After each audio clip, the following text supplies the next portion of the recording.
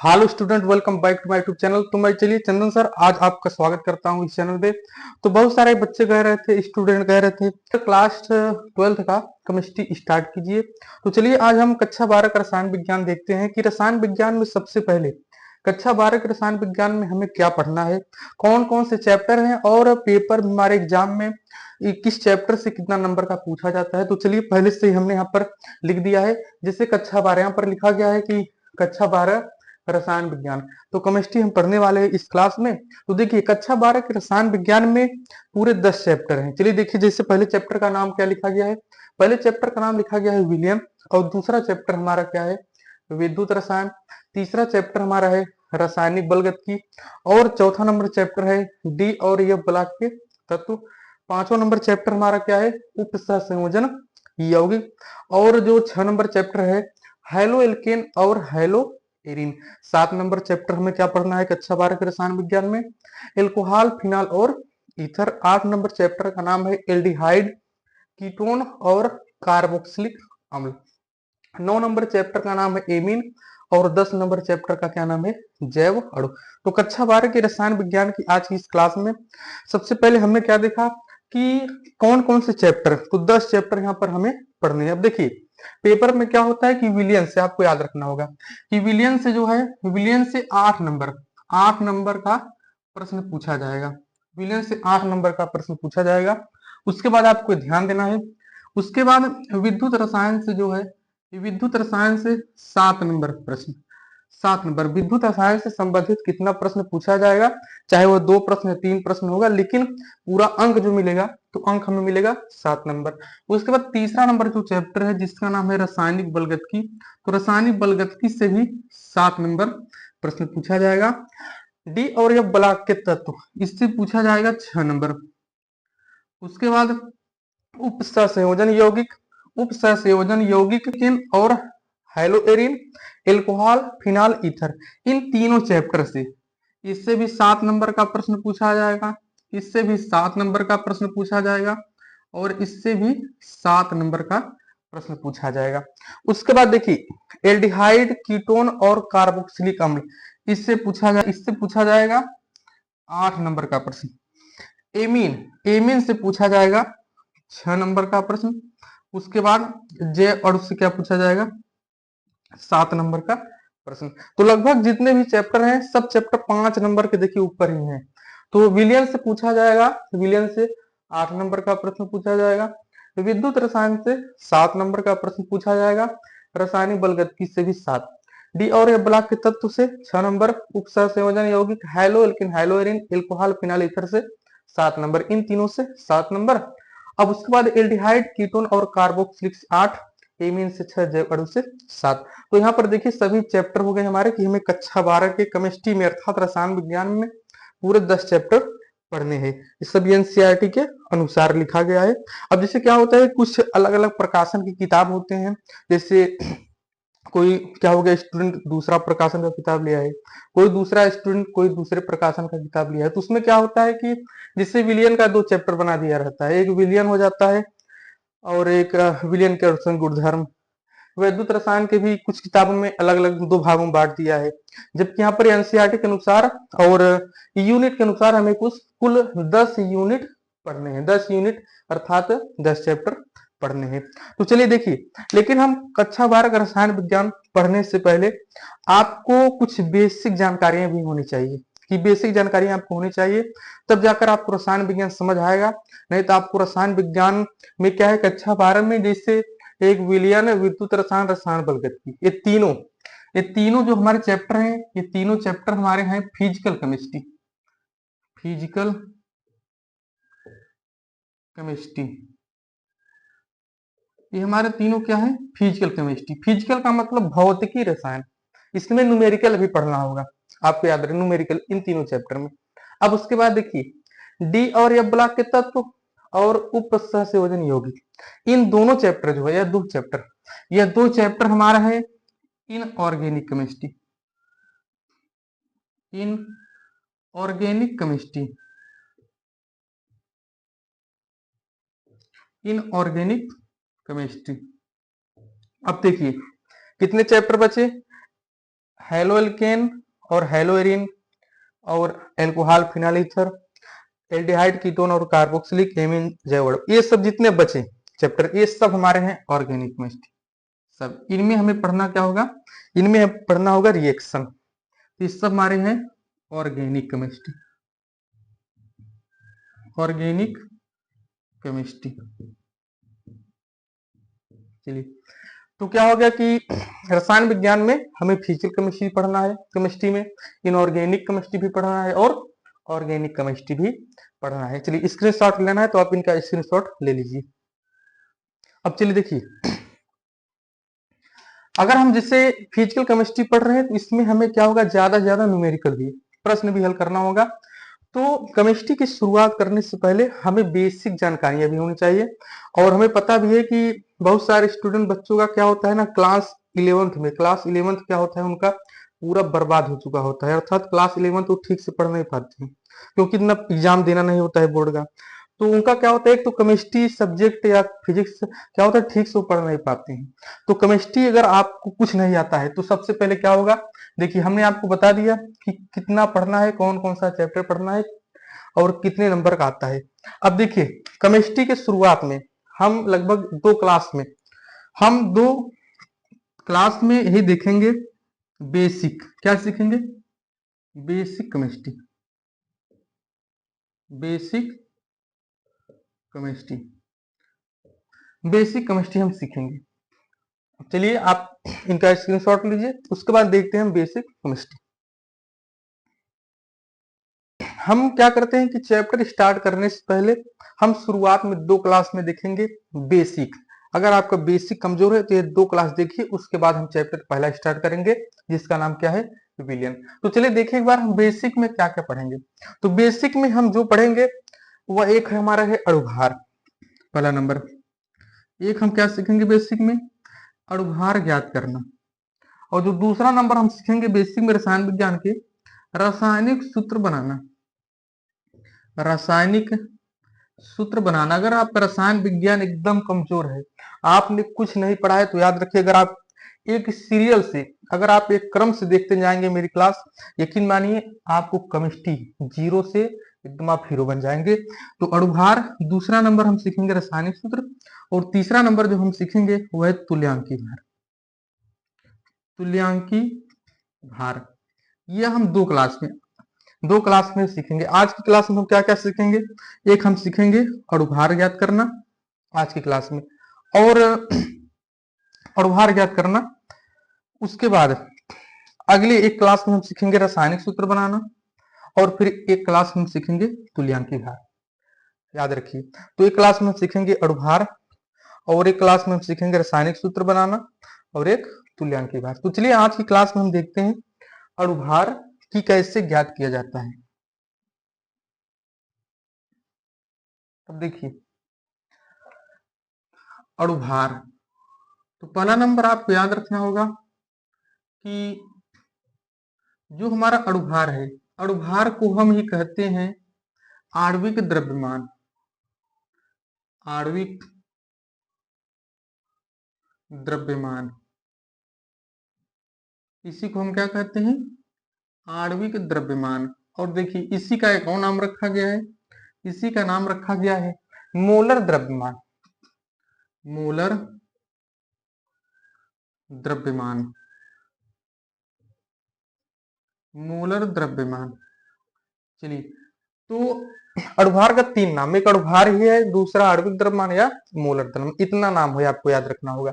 देखिए अणुभार या आणविक द्रव्यमान, इसे हम कहते हैं मॉलिक्यूलर मास। क्या कहते हैं, मॉलिक्यूलर मास, मॉलिक्यूलर मास, या इसी को हम कहते हैं मोलर मास, मोलर मास। तो हम इसे क्या कहेंगे, इससे हम कहते हैं मॉलिक्यूलर मास या मोलर मास। अब देखिए अगर आपको, जैसे आपसे पूछा जाएगा कि जल का अणुभार कितना होता है, जल जिसका सूत्र क्या होता है H2O, एसिटिक अम्ल, एसिटिक अम्ल का फार्मूला CH3COOH, एसिटिक अम्ल का अणुभार क्या होगा। तो ऐसे आपको प्रश्न पूछा जाएगा, जिससे जल का अणुभार क्या होगा, एसिटिक अम्ल का, सल्फ्यूरिक अम्ल का अणुभार क्या होगा। तो देखिए अगर आपको अणुभार निकालना सीखना है तो सबसे पहले आपको तत्व याद होना चाहिए। तत्व का मतलब जैसे हाइड्रोजन का प्रतीक होता है H, हीलियम का प्रतीक होता है He, लिथियम का प्रतीक होता है Li। ऐसे आपको तत्वों का प्रतीक याद होना चाहिए। उसके बाद देखिए तत्व का प्रतीक याद होना चाहिए, उसका परमाणु क्रमांक भी, जैसे सोडियम का परमाणु क्रमांक 11, मैग्नीशियम का 12, हाइड्रोजन का 1। ऐसे आपको क्या होना चाहिए कि तत्व का प्रतीक याद होना चाहिए, परमाणु क्रमांक याद होना चाहिए। अगर आपको याद नहीं है तो चलिए देखिए हम यहाँ पर लिखते हैं कि जो इंपॉर्टेंट है, जो इंपॉर्टेंट है पूरे किताब में, कक्षा 12 हो, 11 हो, बीए बीएससी कुछ भी हो, अर्थात आप चाहे बीएससी में जाइए या कितनी भी बड़ी क्लास में जाइए, तैयारी में जाइए, चाहे जो में जाइए। अब देखिए अगर हमें अणुभार याद करना है और हमें याद होना चाहिए तत्वों का प्रतीक और परमाणु भार और परमाणु क्रमांक, तो सबसे पहले यहाँ पर मैं कुछ तत्वों का परमाणु क्रमांक और परमाणु भार लिख रहा हूं। अगर आप इनको याद कर लेते हैं, यकीन मानिए किताब में आपके चाहे जो प्रश्न आएगा आप सभी का अणुभार निकाल लेंगे। जैसे देखिए सबसे पहले आपको याद रखना होगा कि हाइड्रोजन, तो हाइड्रोजन का प्रतीक होता है H, परमाणु क्रमांक 1, परमाणु भार 1। परमाणु क्रमांक हम नीचे लिखेंगे, परमाणु भार को ऊपर। दूसरा नंबर आपको याद रखना होगा हीलियम, हीलियम का परमाणु क्रमांक 2, परमाणु भार 4। तीसरा नंबर आपको याद रखना होगा लिथियम, परमाणु क्रमांक 3 और परमाणु भार 7। ऐसे ही आपको यहाँ पर जितना मैं यहाँ पर लिखूंगा आपको उतना याद रखना है। चलिए साथ में लिखते रहिए। उसके बाद देखिए बेरिलियम का होता है 4, 9। अगला नंबर आपको याद रखना है बोरान का 5, 11। अगला नंबर कार्बन का 6, 12। 6 का क्या है हमारा परमाणु क्रमांक और 12 हमारा क्या है परमाणु भार। अगला नंबर नाइट्रोजन, नाइट्रोजन का 7 और 14। ऑक्सीजन का 8 और 16। फ्लोरीन 9, 19। चलिए अगला नंबर हम देखेंगे सोडियम, नियान को छोड़ देंगे, जितना इंपॉर्टेंट है सिर्फ हम उतना ही याद करेंगे। सोडियम का 11, 23। मैग्नीशियम, मैग्नीशियम का 12, 24। एल्यूमिनियम का 13, 27। फास्फोरस का 15, 31। सल्फर का 16, 32। क्लोरीन का 17, 35.5 आपको याद रखना होगा।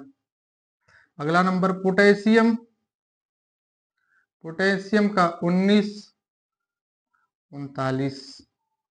कैल्शियम का 20, 40। चलिए ऐसे आपको याद रखना होगा, जितना लिखा जा रहा है यहाँ पर सबको आपको याद रखना होगा। अगला नंबर क्रोमियम का 24, 52। आयरन का 26, 56। ये सब हमारा क्या है नीचे का परमाणु क्रमांक और ऊपर का परमाणु भार। अब देखिए अगला नंबर आपको याद रखना है कॉपर का 29, 63.5। जिंक का 30, 65.4। ये सब आपको याद रखने हैं। चलिए अगला नंबर आपको याद रखना है ब्रोमीन का, ब्रोमीन का 35, 80। अगला नंबर आपको याद रखना है, अगला नंबर सिल्वर, सिल्वर, सिल्वर का प्रतीक Ag, 47 और 108। उसके बाद देखिए अगला नंबर गोल्ड का, गोल्ड का 79 और 197। इतना। अब आपको क्या करना, अगर आपको इतना याद है, अगर आपको इतना याद है तत्वों का परमाणु क्रमांक और परमाणु भार, तो आप आसानी से चाहे जितना भी कठिन प्रश्न हो, चाहे जितना भी हार्ड से हार्ड प्रश्न हो, कोई भी क्वेश्चन हो, चाहे किताब में जो भी लॉन्ग हो शॉर्ट हो, कोई भी प्रश्न हो, आप सब प्रश्न का उत्तर दे सकते हैं आसानी से। बस आपको जो यहाँ पर लिखा गया है व्हाइट बोर्ड पर, इंपॉर्टेंट तत्व का परमाणु क्रमांक और परमाणु भार आपको याद होना चाहिए। अब चलिए देखिए क्या करना है। जैसे जैसे अगर हमसे पूछा जाएगा पहला नंबर जैसे प्रश्न कैसे रहेगा कि निम्नलिखित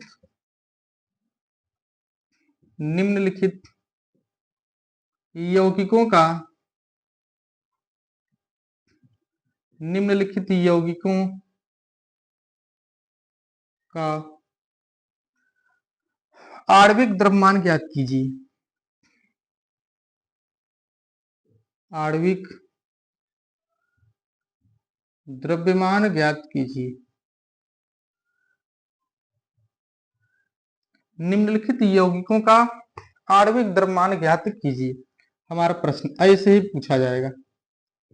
इनका उपयोग किसमें होता है? जब हम पहला चैप्टर स्टार्ट करेंगे विलियन, एक दो क्लास के बाद, बेसिक के बाद जब हम स्टार्ट करेंगे विलियन, तो विलियन में आता है मोलरता, मोललता, नॉर्मलता, फार्मलता, मूल प्रभाज, उसमें भर भर के इसका उपयोग है भाई अणुभार का। अब देखिए जैसे पहला नंबर जैसे पूछा जाएगा जल का अणुभार में ज्ञात करना है। अब जल का क्या होता है? जल का सूत्र होता है H2, रासायनिक सूत्र। अब चलिए देखिए जैसे अगर हमें जल का हमें निकालना है अणुभार, किसका? जल का अणुभार। देखिए जल का अणुभार कैसे ज्ञात करेंगे? जल का अणुभार तो सबसे पहले क्या करेंगे, देखिए जल का अणुभार ज्ञात करने के लिए देखिए हाइड्रोजन, तो हम इसमें सिर्फ परमाणु भार का लेंगे, परमाणु भार जिसमें ऊपर नंबर लिखा गया है, ऊपर वाले नंबर का है उपयोग करेंगे, नीचे परमाणु क्रमांक है तो परमाणु क्रमांक हम याद रखेंगे, बाकी इसका उपयोग इसमें नहीं करेंगे। अब देखिए हाइड्रोजन का परमाणु भार 1, तो यहाँ पर लिखिए आप 1, उसके बाद यहाँ पर गुणा का चिन्ह लगाइए, क्योंकि हाइड्रोजन EH के पीछे 2 लिखा गया है, इसका मतलब हाइड्रोजन 2 है, इसमें 2 का करिए गुणा, और उसके बाद लगाइए बीच में प्लस। अब ऑक्सीजन देखिए, ऑक्सीजन तो ऑक्सीजन का परमाणु भार क्या होता है? 16, तो यहाँ पर हम लिखेंगे 16। अब चलिए जब 2 और 1 का गुणा करेंगे 2 + 16, चलिए जोड़िए कितना आएगा? 18। बस ऐसे ही आपको निकालना है अणुभार। तो कितना होता है जल का अणुभार? हमारा कितना आ गया? जल का अणुभार हमारा आ गया 18। चलिए देखिए अगला नंबर, जैसे अगर हमसे पूछा जाएगा एसिटिक अम्ल का अणुभार। एसिटिक अम्ल का फार्मूला क्या होता है? CH3COOH का अणुभार। चलिए अगर हमसे पूछा जाएगा एसिटिक अम्ल का अणुभार, कैसे निकालेंगे एसिटिक अम्ल का अणुभार? तो देखिए कार्बन यहाँ पर लिखा गया है। अब देखिए कार्बन का क्या होता है? कार्बन का 12, तो होता है 12 परमाणु भार। अब देखिए कार्बन के पीछे यहाँ पर नंबर लिखा गया है, C के बगल में कुछ नंबर नहीं है, तो क्या करेंगे? अगर नहीं है तो हम किसी का गुणा नहीं करेंगे, अब लगाएंगे प्लस। हाइड्रोजन का कितना होता है? परमाणु क्रमांक 1, हाइड्रोजन के पीछे 3 लिखा गया है, तो आप करिए 3 का गुणा प्लस। अब फिर देखिए कार्बन, तो कार्बन का क्या होता है? परमाणु भार 12। अब देखिए क्या इसके पीछे नंबर लिखा गया है? नहीं। अब फिर देखिए 2 बार ऑक्सीजन है, 2 बार, तो 2 बार हम लिख देंगे क्या? 16 + 16। अगर आप 16 2 बार जोड़िए, या तो 16 अगर देखिए 2 है तो 16 गुणते 2 कीजिए, आंसर हो जाएगा। आप क्या करिए? 2 बार जोड़िए या 2 का गुणा कीजिए, 3 बार जोड़िए या 3 का गुणा कीजिए। देखिए अगला नंबर फिर हाइड्रोजन है, एक। अब जैसे हमने हाइड्रोजन का एक बार 3 यहाँ पर, अब एक यहाँ पर अलग अलग हमने लिखा। आप चाहे कैसे कर सकते थे, कार्बन का सिर्फ 12 लिखिए और 2 बार गुणा कीजिए, ऐसे भी कर सकते हैं। तो चलिए हम क्या करेंगे, एकदम सिंपल से और नियम से पढ़ेंगे, जिससे अगर आपको नहीं आता है सरल से सरल, कमजोर से कमजोर स्टूडेंट भी सीख जाए अणुभार निकालना।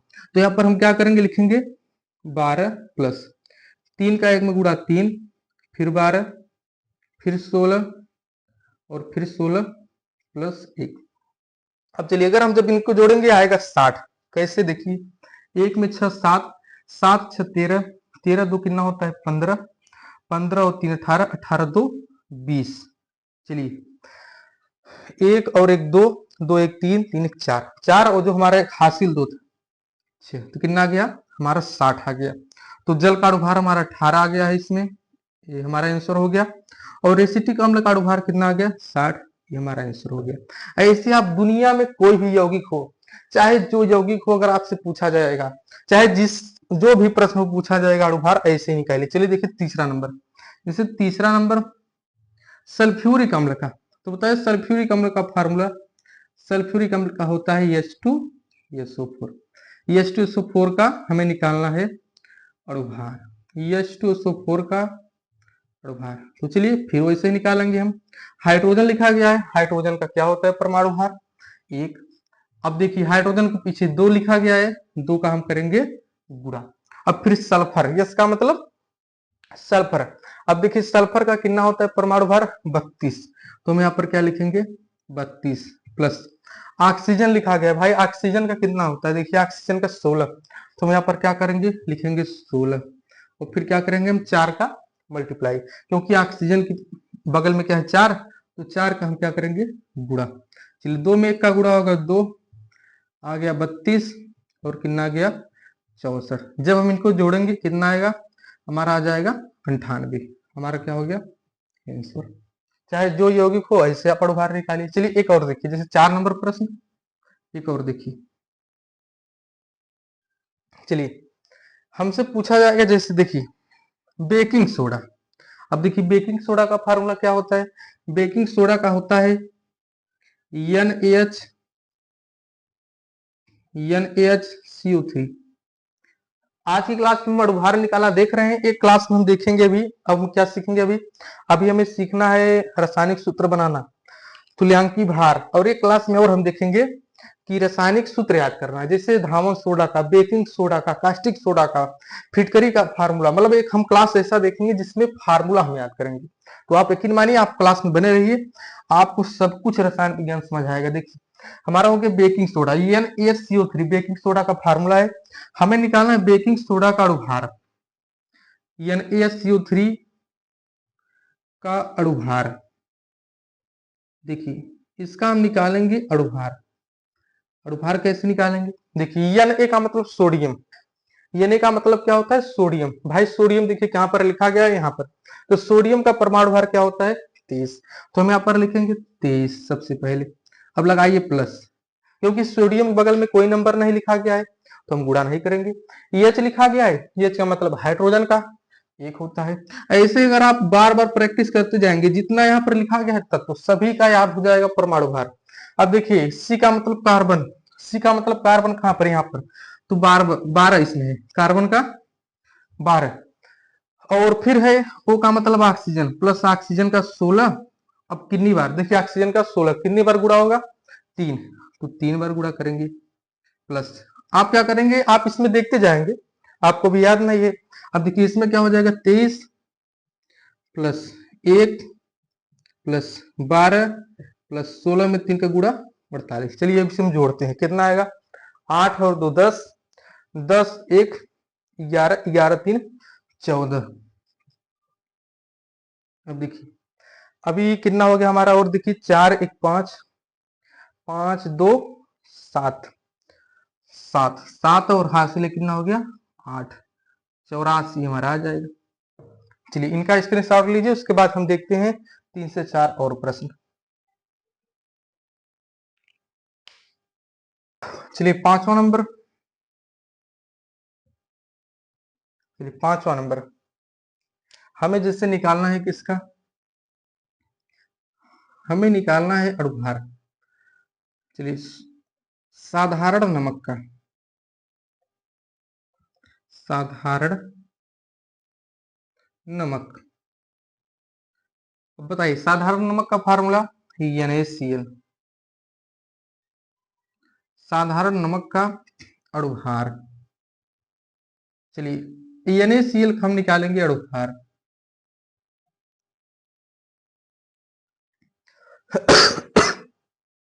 NaCl का हम क्या निकालेंगे अणुभार। अब देखिए Na का मतलब सोडियम, तो सोडियम हम परमाणु भार कितना रखेंगे 23, तो हम यहाँ पर रखेंगे 23। अब लगाएंगे हम प्लस, क्योंकि सोडियम के बगल में कोई संख्या नहीं लिखा गया है। Cl का मतलब क्लोरीन 35.5, तो लिखेंगे हम 35.5। अब हम इनको जोड़ेंगे, और जब हम जोड़ेंगे हमारा कितना आ जाएगा 58.5। हमारा हो गया आंसर। चलिए अगला नंबर प्रश्न 6 नंबर। अगला नंबर हमें निकालना है, देखिए यूरिया का। अगर हमें निकालना हो यूरिया का, बताइए यूरिया का फार्मूला। तो यूरिया का रासायनिक सूत्र होता है NH2CO NH2। ये हमारा होता है यूरिया का। चलिए यूरिया का अणुभार, यूरिया का अणुभार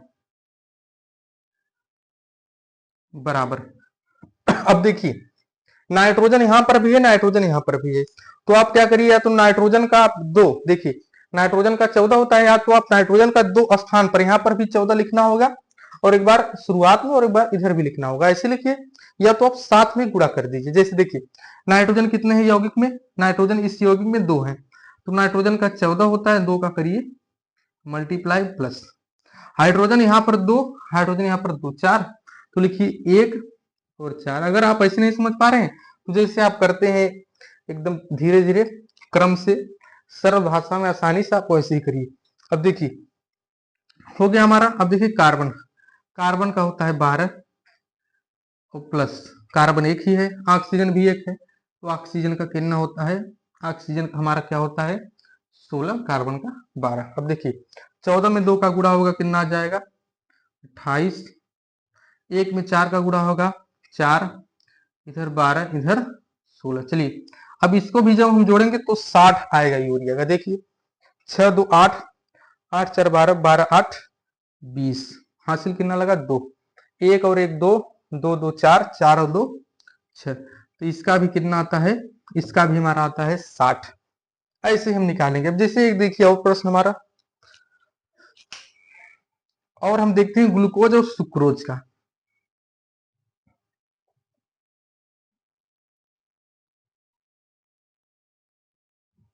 चलिए हम देखते हैं,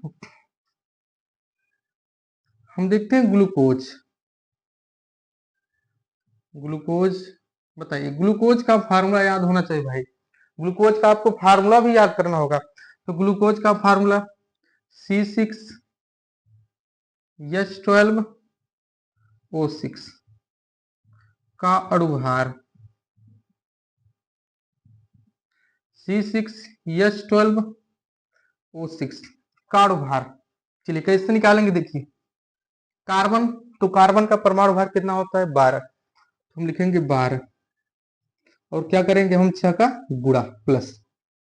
हाइड्रोजन का कितना होता है 1, तो लिखेंगे 1। अब हाइड्रोजन बगल में 12 है तो 12 का गुणा। ऑक्सीजन का कितना होता है 16, तो 16 और क्या करेंगे इंटू में 6, गुणे में 6। अब चलिए इनका हम क्या करते हैं गुणा, तो 12 में 6 का गुणा होगा, पहले आ जाएगा 72, और इसका 12 में और 16 का 6 में गुणा, कितना आ जाएगा 96। चलिए जोड़ते हैं, देखिए कितना आता है। चलिए 6 2 8, 8 2 10। अब देखिए 9 1 10, 10 7 17, और हासिल कितना हो जाएगा 18, 180। चलिए अब ऐसे आपसे है जितना भी प्रश्न पूछा जाएगा। ग्लूकोज के बाद हमारा है सुक्रोज। सुक्रोज का फार्मूला, चलिए यहाँ पर 8 नंबर, सुक्रोज का फार्मूला, सुक्रोज, सुक्रोज का फार्मूला क्या होगा, तो सुक्रोज का फार्मूला C12H22O11, ये हमारा होता है सुक्रोज का। तो आप क्या करिए कमेंट में सुक्रोज का, कमेंट में इसका आंसर लिखिए जरूर। देखते हैं हम किन का, किन विद्यार्थियों का, किन स्टूडेंट का सुक्रोज का अणुभार एकदम करेक्ट होता है, आंसर एकदम करेक्ट आता है। तो चलिए आज की क्लास में हम इतना देखते हैं। अब अगली क्लास में हम देखेंगे तुल्यांकी भार, रासायनिक सूत्र, और बाकी जो एक दो टॉपिक हैं बेसिक केमिस्ट्री में हम देखेंगे। तो चलिए इनका स्क्रीनशॉट लीजिए तो चलिए अगली क्लास में मिलेंगे। कमेंट करके जरूर बताइएगा यह क्लास कैसा लगा। अगर आप पूरा केमिस्ट्री, पूरा फिजिक्स कक्षा 12 का पूरा तैयारी करना चाहते हैं, चाहे हिंदी हो, अंग्रेजी हो, विज्ञान हो, गणित हो, कोई भी सब्जेक्ट हो, तो कमेंट कीजिए और वीडियो को ज्यादा से ज्यादा लोगों तक शेयर कीजिए। चलते हैं, मिलते हैं अगली क्लास में।